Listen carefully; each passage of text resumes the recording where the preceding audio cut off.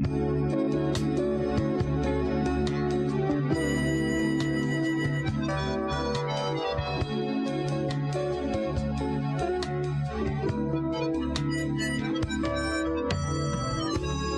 ko'y namamangha sa pagpapala mo at sa biyayang sapat sa kahinaan ko. Araw-araw, O Jesus, sa lahat ng dako, biyaya mo ay namamalas ko. Biyaya mo'y sapat sa pangangailangan ng lahat. Pag-ibig mo'y wagas, kailan may di magwawakas. Buong mundo may maghirap, pagpapala mo'y laging sapat. Dapat na lang makilala ka ng lahat.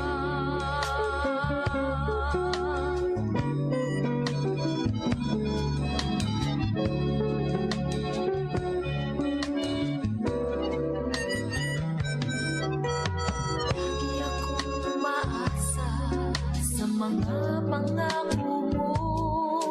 Nasa akin ka at ako'y di na mangangamba. Tutugunin lagi lahat ng suliranin ko. Pati na ang hangarin ng pusong ito. Pagkat biyaya mo'y sapat sa pangangailangan ng lahat. Pag-ibig mo'y wagas, kailan may di magwawakas. Buong mundo may maghirap, pagpapala mo'y laging sapat. Dapat na lang makilala ka ng lahat.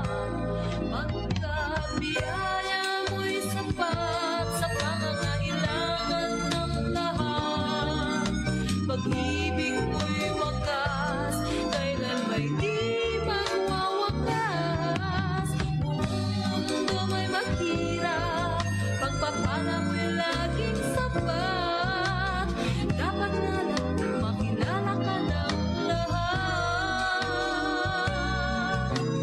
Dapat nga lang makilala ka ng lahat.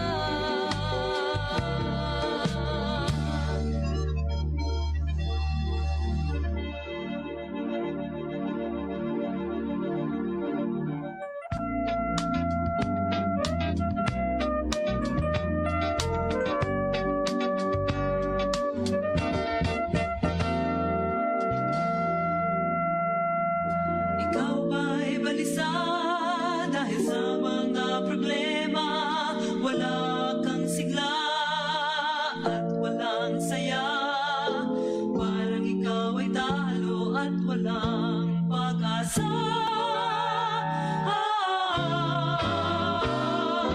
Di mo ba alam na mahal ka ng Diyos at hindi niya nais na ikaw ay malungkot? Nais niyang tulungan ka sa lahat ng oras. Humingi ka at ikaw ay bibigyan. Hanapin siya at masusumpungan. Kumatok ka sa pinto at bubuksan. Pagpapala niya iyong Makakamtan lahat ng kailangan mo, ang Diyos ang tutugon. Buong pusong asahan, siya ay naroon. Ikaw ay sasamahan niya lahat ng panahon. Humingi ka at ikaw ay bibigyan. Hanapin siya at masusumpungan. Kumatok ka sa pinto at bubuksan. pagpapala niya iyong makakamtan. Humingi ka at ikaw ay bibigyan. Hanapin siya at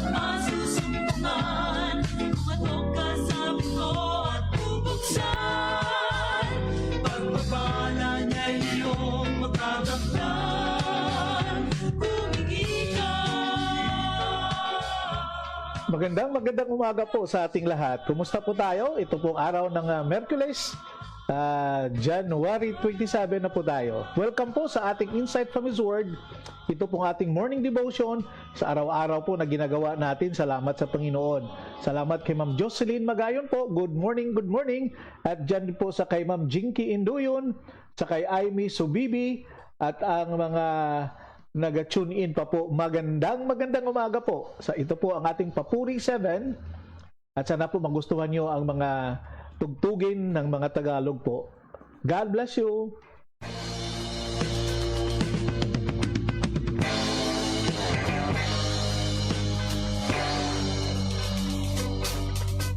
Sanwari ko ba'y wala ng pag-asa?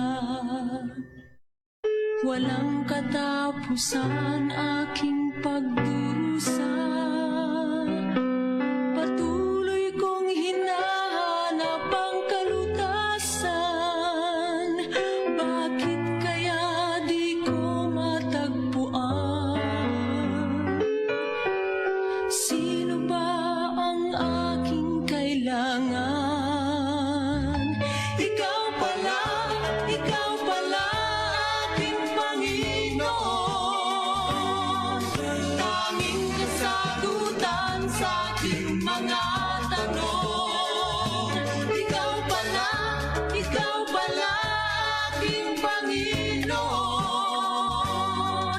Ang hanap kong ligaya, Ang hanap kong pag-asa. bakit pa ba Ako manganamba.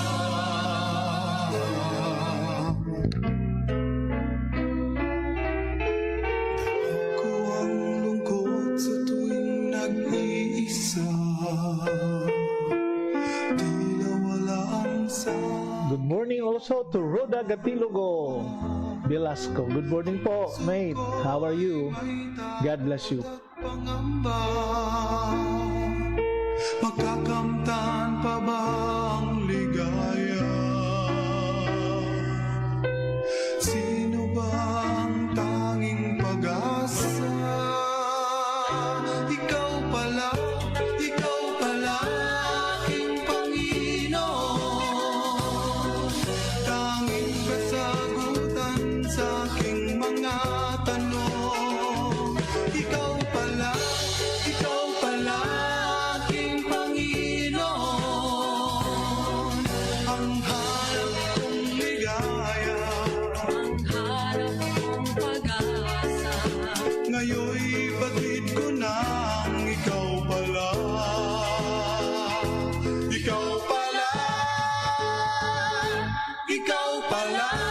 Ikaw pala aking Panginoon. Tanging kasagutan sa aking mga tanong. Ikaw pala aking Panginoon. Ang hanap kong ligaya, ang hanap kong pag-asa, ngayon'y batid ko na. Ikaw pala.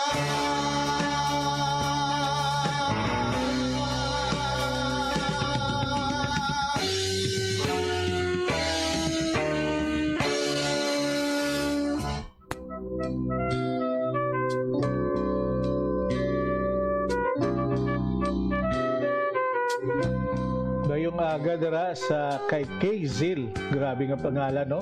Kazel Lakal. Kumusta ka na dira? Kumusta dira sa Negros? Mayong aga gid sa inyo dira. And also to Pastor Joshua Azuela. Good morning po sa inyong lahat. Diyan po sa DMI, sa May Bangkal, sa Davao City. God bless you. Kaya sa Panginoong dakila, sa Kanya na nagbigay ng buhay mo.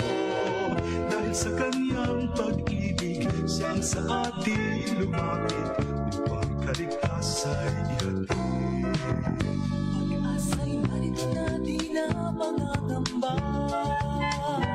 Kung bubuksan ng puso't paghahariin siya, sa kanya lang mararanasan tunay ang kasiyahang dalisay, ang kapal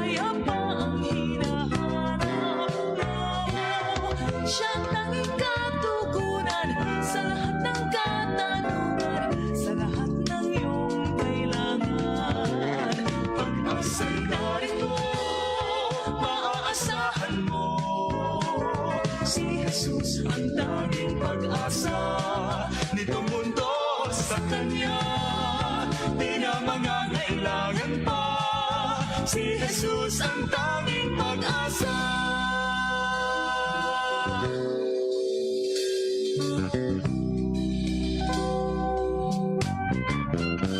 Pag-asa'y narito na di na mangangamba. Kung bubuksan ang puso't paghahariin siya. Sa kanya lang mararanasan tunay ang kasinahang dalisi, ang kapayapaang hinahanap mo. Siyang tanging katugunan sa lahat ng katanungan, sa lahat ng iyong kailangan. Pag-asa'y narito, maaasahan mo. Si Jesus ang tanging pag-asa nitong mundo.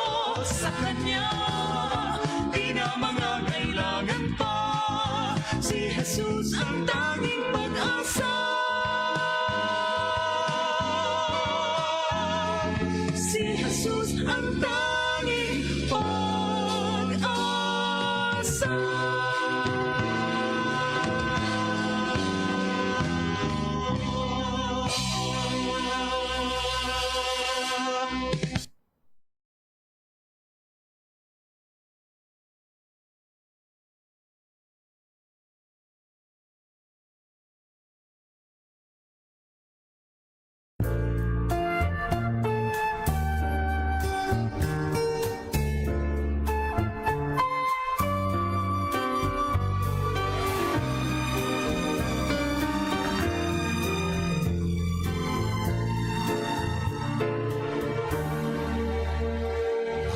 Jesus in my life, more than anything this world can offer me. For I know that He alone can satisfy. Just to know He's leading in my life is worth everything that I might sacrifice. Oh, I want Jesus more than anything.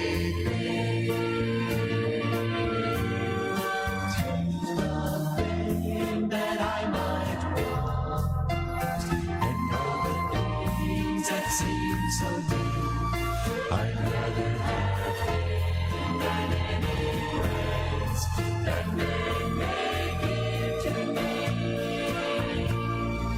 I want Him to have control and be the breath of life in me.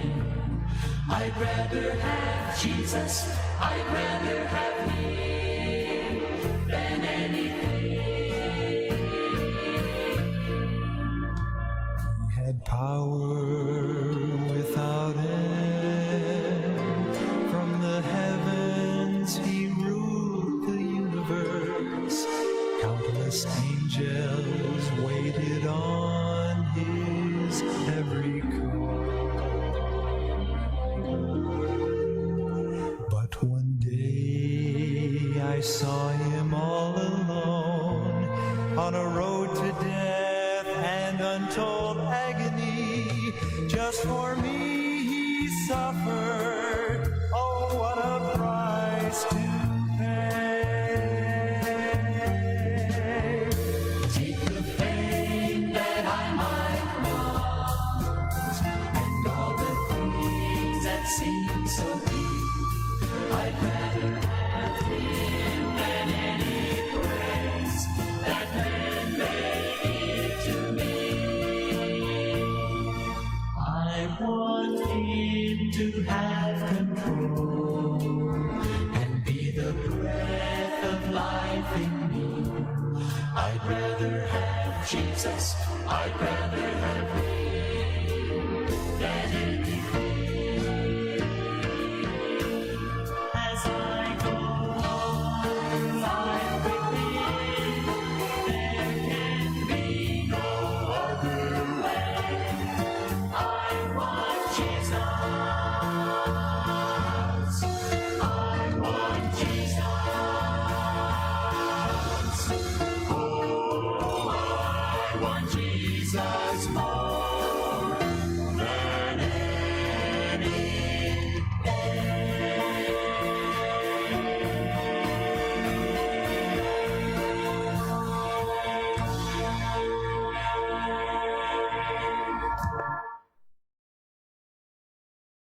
What a blessing for today. Kumusta po tayo sa umagang ito?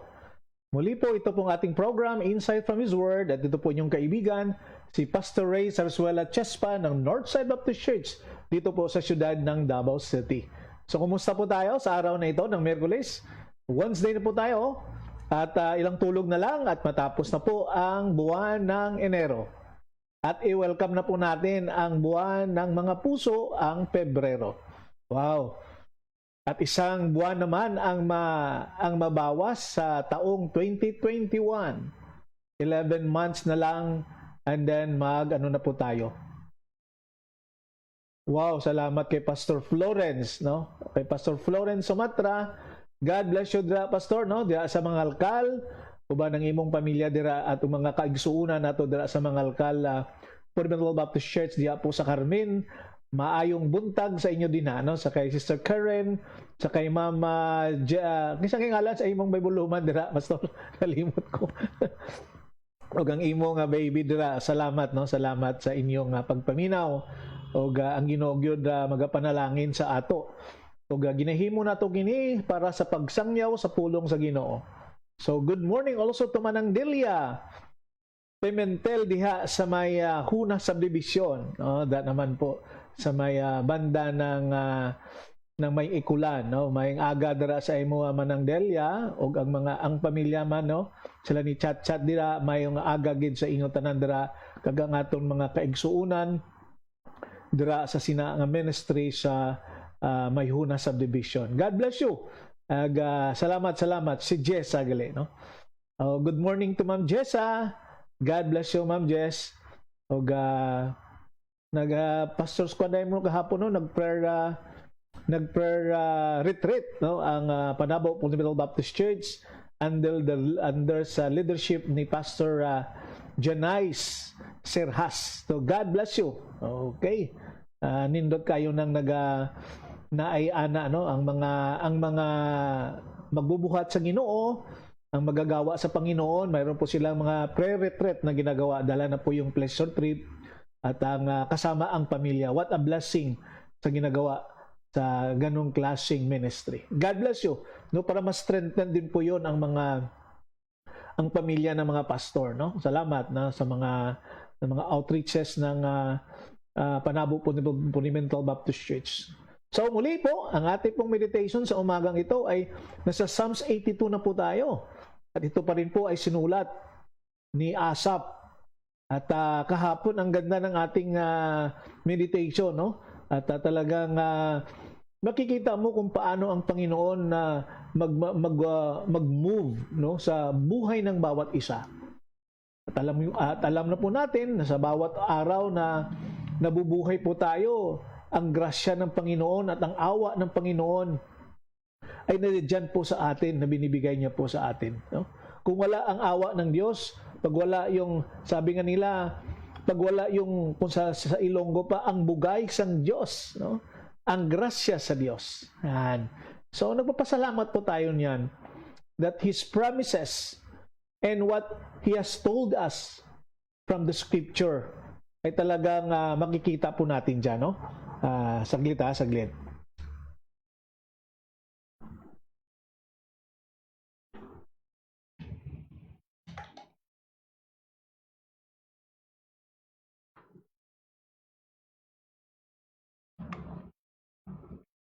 Yan. At nagpapasalamat po tayo sa Panginoon na binibigyan niya po tayo ng isang buhay na walang hanggang. At yan po ang tinatawag natin, life abundant, no? At good morning also to kay Sir Julius Induyon dyan po sa Lingi. Good morning po sa inyo. Naunahan ka ni Ma'am Jinky, Sir Julius, ano? Yes, and good morning also to Mama Zali Dilim dyan sa Canada. God bless you. Okay. At ang ating mga listeners dyan na nasa ano lang, no, nakatago lang ang mga pangalan. Magandang umaga po sa inyong lahat, no? So balik po tayo sa ating sinishare sa atin, no, sa salita ng Panginoon. Nakikinig ako sa mga live din ng mga ano ng Panginoon, no, ng mga pastors doing the live kay Pastor Catanos doon sa Sambuangita, Negros Oriental na ang kanyang 5 minutes. At ang ganda ng mga ano lang, no, sa 5 minutes lang mayroon ka nang matutunan ng mga bagay. Sa atin dito, hindi tayo pwede 5 minutes kasi may mga kanta-kanta tayo, no? So, pero pag ano lang, pag diretsuhan tayo, actually makuha po natin yan. Ayong ganun. So, ang Panginoon po, gusto ng Panginoon na tayo po ay maging progressive, maging successful sa ating mga ginagawa sa araw-araw. Yan ang gusto ng Panginoon. Pero dapat sundin natin ang kanyang plano. Ano bang plano ng Panginoon para sa iyo? Alam mo ba? Kung hindi mo alam, why not talk to Him? Tanungin mo ang Diyos, Lord, ano bang plano mo sa akin? At ang mga bagay na yan na makikita natin. And also to Pastor Ben Bernardo, dyan po sa USA. Good morning, Pastor. Good morning to all viewers, listeners, and hosts. Thank you so much. No, dyan sa Texas, sa USA. Good morning and to your family, Pastor. God bless you. Ingat-ingat ka po dyan. No? Tell ni Pastor Gary Sibal, ito po yung ating mga pastor na gumagawa ng isang bagay na hindi din natin magawa yan. No? Naglilingkod sa kawal, no? sa armed forces, sa mga police. God bless you dyan po sa inyo, no? Sa US Army, at dyan po sa US Navy. Maraming mga kapatiran po natin na naglilingkod sa gawain ng gobyerno. At salamat, alam ko po na aside sa inyong tungkulin na ginagawa niyo po diyan, I believe that you're also sharing the gospel to your subordinate o yung mga kaibigan natin diyan, no? So God bless, Pastor Ben. Salamat na nandiyan ka palagi na sumasubaybay sa ating programa Insight from His Word, no? Our morning daily devotion from Monday to Saturday. So kindly pray for this ministry na ang Panginoon po ay magbigay pa sa atin ng isang bagay na ituloy-tuloy po natin ito, no? Kasi pag ganito ang situation katulad nito, di ba? Marami ang marating pag nasa Facebook Live ka. Pag sa broadcast ka sa radio, maraming maratingan ng makarating ito sa mga tao na talagang hindi mo kakilala, di ba? Pero sa pamagitan ng ministry pong ito, marami na po tayong kaibigan. Marami din po nagpe-pray. Thank you so much po sa inyong pagpatuloy na tawag nito na pag-pray at pagsuporta po sa ministry ito. At binabati ko po ng maligayang pagtanda sa kay Pastor Johnny the Yuno. Diyan po sa Kaliling, sa may Kawayan, sa Negros Occidental. Pastor, happy birthday. And also to the Notarty family, diyan po sa Bindoy, Negros Oriental naman. Maayong buntag sa inyo, Grace. Uban sa kay Brother Ferdinand, ang imong pamilya. God bless you. Okay, ang Diyos God magapanalangin sa inyo, sa inyong mga ginahimo, sa inyong mga activities sa araw-araw. So, God bless you, no? Sa umagang ito. Okay, so thank you din po sa mga nagsishare ito sa kanilang mga wall. Thank you so much. Okay, sa ating pong meditation sa umagang ito sa Psalms 82, 6 verses lang po ang Psalms 82. This is a Psalm of Asaph. Sabi dito, basahin ko po sa inyo, 8 verses, God presides in the great assembly. He renders judgment among the gods. How long will you defend the unjust and show partiality to the wicked? Defend the weak and the fatherless. Uphold the cause of the poor and the oppressed. Rescue the weak and the needy. Deliver them from the hand of the wicked. The gods know nothing. They understand nothing. They walk about in darkness. All the foundations of the earth are shaken. I said, you are gods. You are the sons of the Most High. But you will die like mortals. You will fall like every other ruler. Rise up, O God, judge the earth. For all the nations are your inheritance. May the good Lord bless the reading of His Word. Mag-pray po tayo. Panginoon, salamat sa umagang ito that we could continue to do this ministry because of your grace and mercy. Thank you, Lord, for what you have promised to us from your words. Thank you, Lord, for that your words has no error, and it could help us in our Christian life to grow through your grace and knowledge. Lord, I pray that ang bawat isa po na nakikinig sa aming meditation sa araw-araw, blessing comes from your words. At it could strengthen our faith dyan sa iyo, Panginoon. At ang aming relasyon sa iyo, Panginoon. Lord, help us na sa araw-araw na mga ginagawa po namin, salamat sa patnubay, salamat sa wisdom na binibigay mo po sa amin. Lord, we could fulfill something because of you. If we achieved something in our lives, that is because of you. Salamat, Panginoon, that through your performance in life, through your help and refuge to all of us, we're able to have success in life, not because you are good, but because you are. So Lord, sa umagang ito, nagpapasalamat kami. Pinapapurihan namin ang iyong pangalan. At Lord, salamat din po sa kapatawaran sa kasalanan na binibigay mo sa amin sa mga araw-araw na mga pagkakamali na nagawa po namin sa isip at sa gawa at even, Lord, sa aming mga words. Lord, salamat sa kaligtasan. Salamat, Lord, sa gift of salvation na binigay mo po sa amin. Lord, ang aming pong mga dasal na ito pong salvation na ito, na libre po na natanggap namin through our relationship with you, by accepting you as our Lord and Savior, by repenting of our sin, and acknowledging and to realize that you alone could save us from the wrath of sin. You alone could take away the sin that within us. At malinisan mo kami, Panginoon. Lord, I've been praying sa aming mga kapatid na nasa higaan ngayon. Alam mo, Panginoon, kung sino sila. Lord, pagalingin mo po sila at maibalik ang lakas na ginagamit.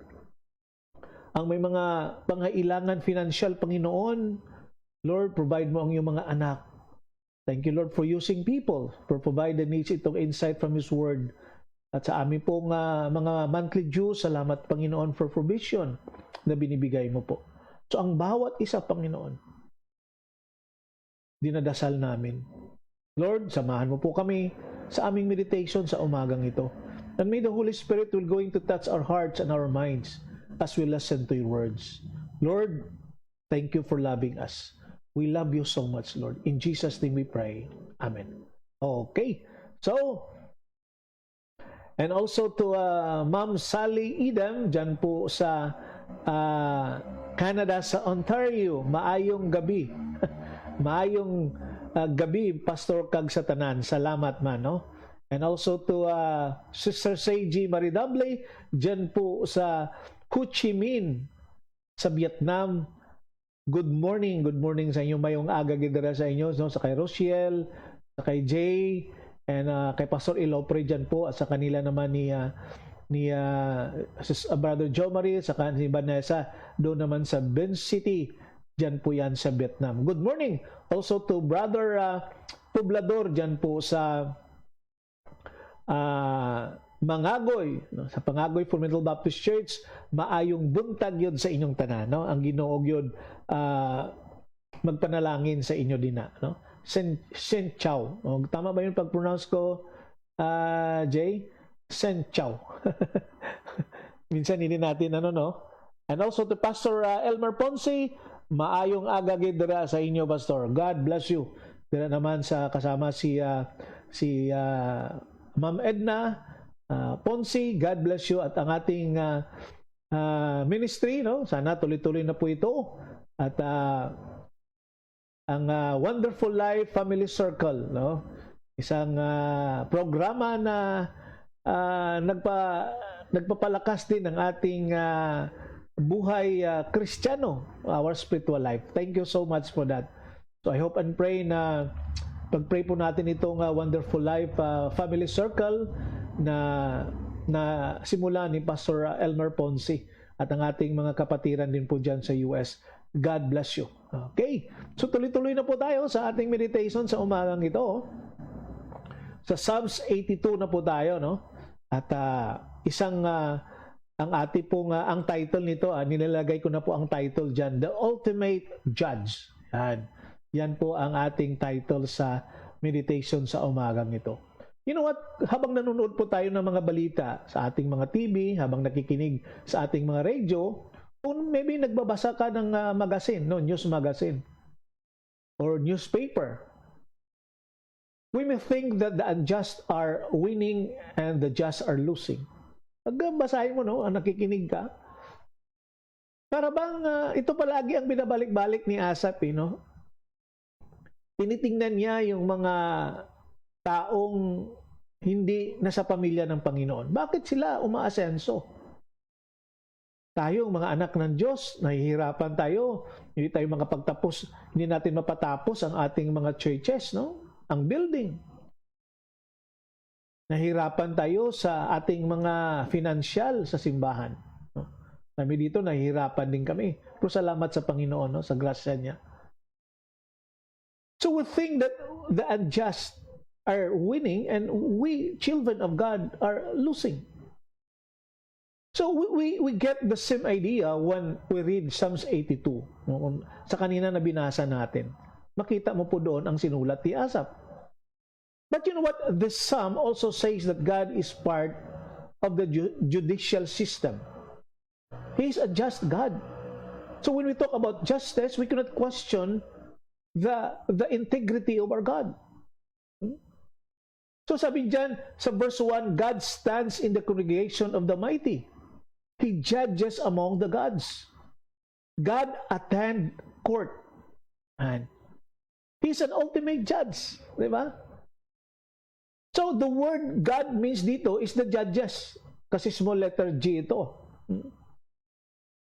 So the word na makita natin to, so when the judges get together in court, God is there whether they recognize Him or not. Nandiyan po ang Panginoon. Ito po ang sabi ni Asaph dito, God stands in the congregation of the mighty and He judges among the gods. So, tingnan mo hindi po nagpabaya ang Diyos sa atin. Hindi po siya nagpabaya. He is our ultimate judge. At ang pangalawa po dito, not only that God attends court, but God admonishes the judges. Sabi nga sa verse 2 ni Asaph dito, how long will you judge unjustly and show partiality to the wicked? Okay? So, he tells them that what to do. Defend the poor and the fatherless. Do justice to the afflicted and needy. Sabi nga sa verses 3 and 4, deliver the poor and needy. Free them from the hand of the wicked. See? So makita mo that God is not a God na pinapabayaan niya tayo. Tinitingnan niya ang mga situation. At siya po ang nag-admonish, siya po ang tawag nito, sinasabihan niya po ang mga judges on what to do. So ang sabi dito that they should defend the poor and the fatherless and to do justice to the afflicted and needy. And not only that God admonishes the judges, but God judges the judges. Kung sa ilong upang ginahukman niya ang mga hukom. No? You know what? The judges think that they are trying others. But God is trying them. Alam po natin minsan ang mga judgment ng judges minsan maraming nagrereklamo, di ba? Parang hindi tama. Meron akong pinanood na pelikula sa Netflix, an Indian movie. Isa siyang judge. At, you know what? Talagang sabi niya, according to the law, I give my judgment according to the law. Na kahit sa totoo, ang binigyan niya noon ay talagang yung ang may kasalanan. But because the law, may mga provision ng law, di ba? Dapat solid po yung ano mo, yung ang mga proof, ang mga witnesses. Kaya nga nang nag-retire siya, alam mo, ang ginawa niya, hinanap niya yung mga taong binigyan niya ng pabor, binigyan niya ng judgment na not guilty. At minsan nga, nasampal siya ng isang mother because ang kanyang anak pinatay. Pinatay ng isang doktor na talagang makita mo na ano na. At sinampal siya. At nang mag-retire siya, niniligpit niya yung lahat ang mga tao na yon. Kasi sabi niya, I have no choice. Because the law, I just following the rules of law. Pero you know what? As a believer, makita natin dito na ang Diyos, He attend court, He admonishes the judges, and He judges the judges. So the judges think that they are trying others, but actually it is God trying them.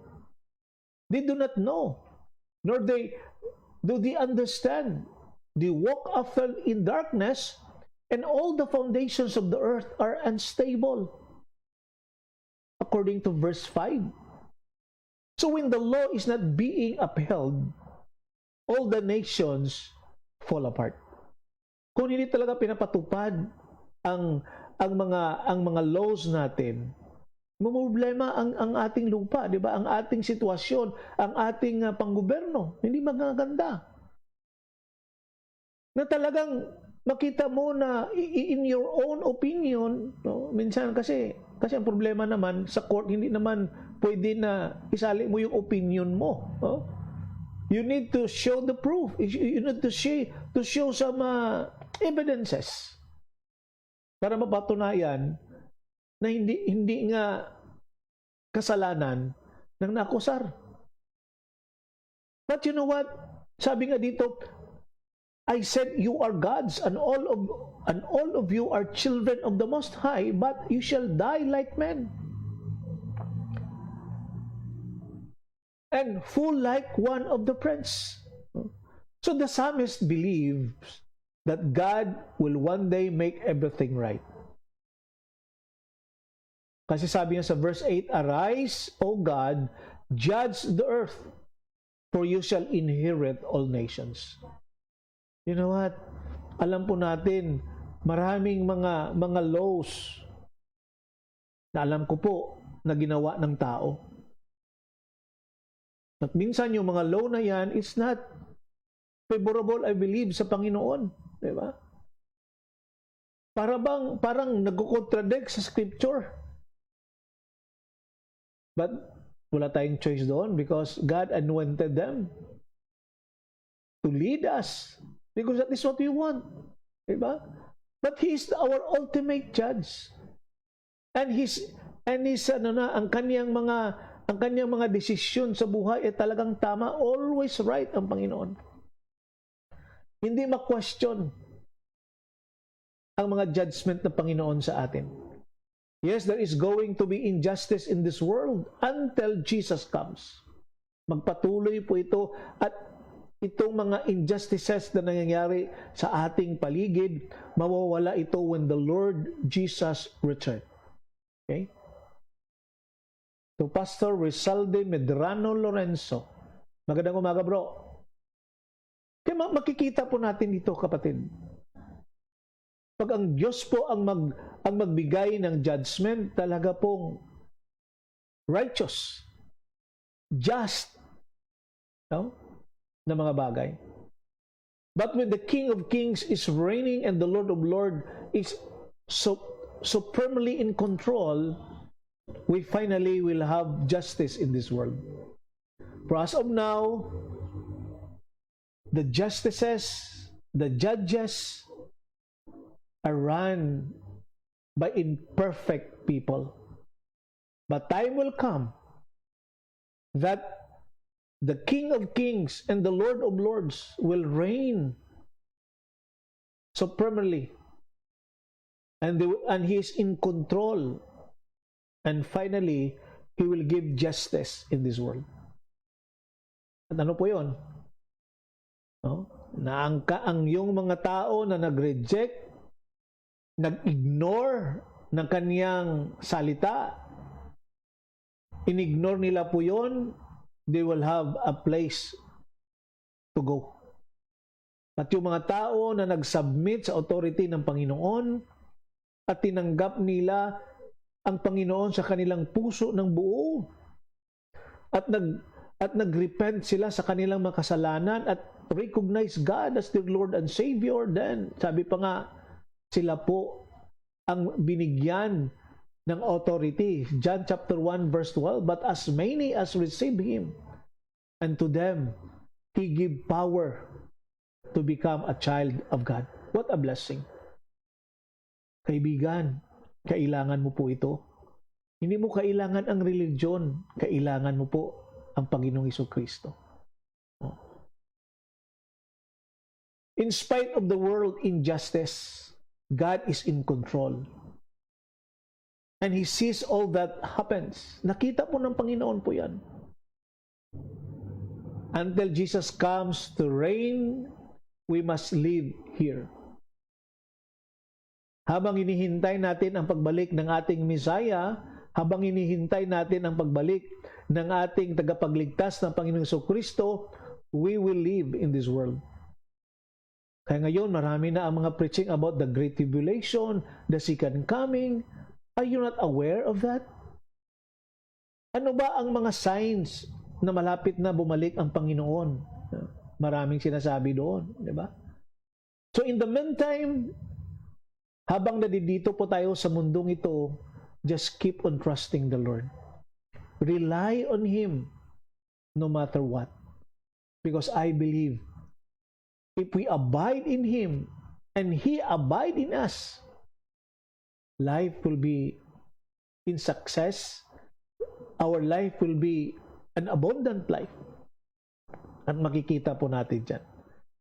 So, we should trust Him, we should obey Him, and to do His will.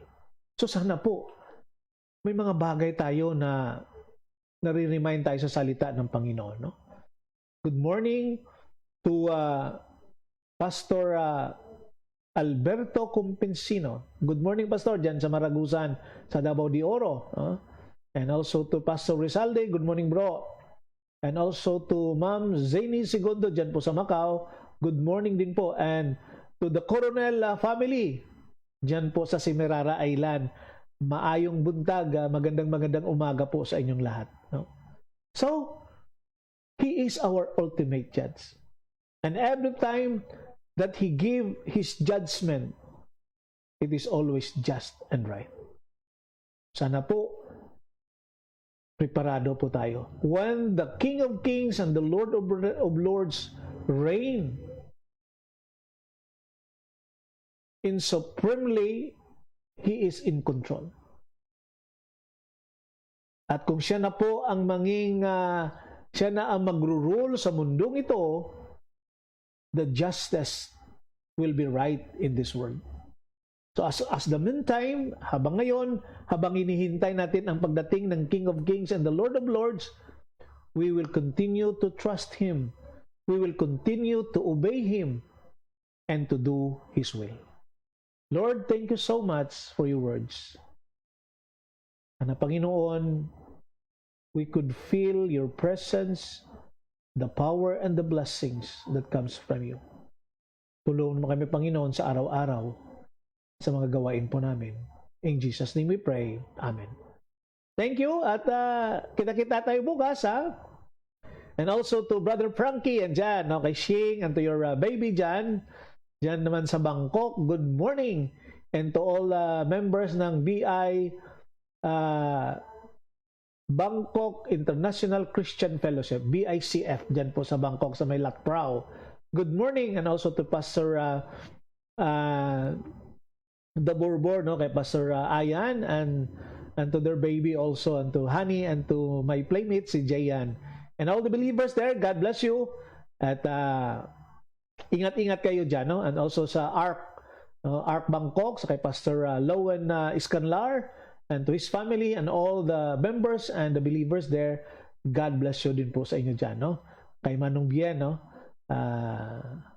Pakirating ang regards na ko, Brother Frank. Okay? So, pakinggan natin ang ating huling awitin sa umagang ito. If answers aren't enough, there is Jesus. Kita-kita tayo bukas. God bless you. God loves you and I love you. Pray for us and share this video or program. God bless you again.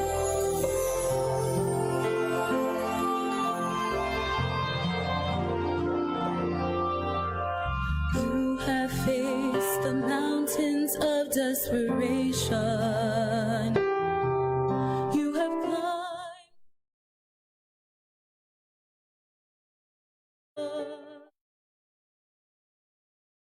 that lies coldly before you. Cast a shadow you cannot overcome. Just when you thought you had it all together, you knew every verse to get you through. But this time all the sorrow broke more than just your heart, and reciting all those verses just won't do. When answers aren't enough, there is Jesus. He is more than just an answer to your prayer. And your heart will find a safe and peaceful refuge. When answers aren't enough, He is